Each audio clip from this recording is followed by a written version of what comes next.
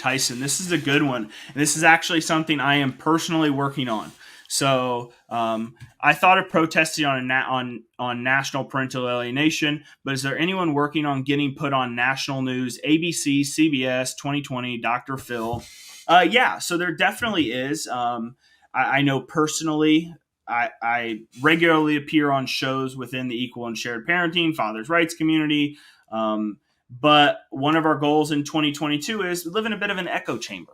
So a lot of people that say they watched 2.5 hours of 7 attorneys talking about what's wrong with the system last night are now watching me on this. So we're not educating new people. So I know from my standpoint, I know that my media team with my firm is actually starting to work on getting onto those platforms later this year. Still date TBD. It's been a crazy end of the year and then into the beginning of this for me, but working on a book, and book's title is The War on Dad. That's going to talk about the family court system and what's wrong with it. So we're probably, on my part, we're probably around the release of that book, which is probably going to be into Q1 or sometime in Q2 this year. We're going to make a big push to get out and try to educate the masses.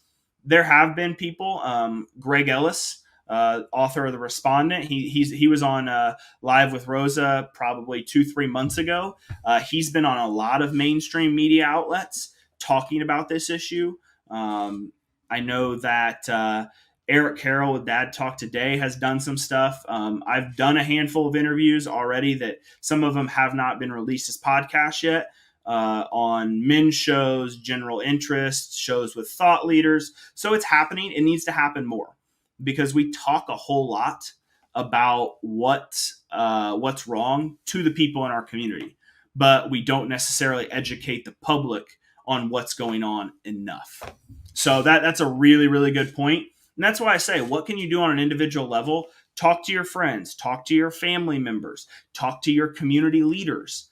I have a friend who just simply reached out to his local representative, and it turns out his local representative had been through issues and 100% supported our cause and is now helping push legislation through.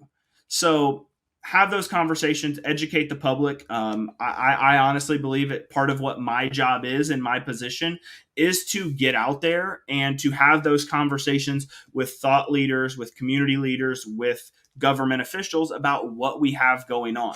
And I know many attorneys feel the same way. Melissa Isaac, Connie Regali, Ted Bush, many of these people, whether they're using their own means or I know last night Connie talked about she had been at the state assembly earlier that day lobbying for some change with CPS. So yeah, I do believe we need to get out of our little circle here and get out of the echo chamber and share our thoughts with people who don't agree with us and educate people who have no idea there are issues with family court. So that's a fantastic point though, Tyson. Thank you.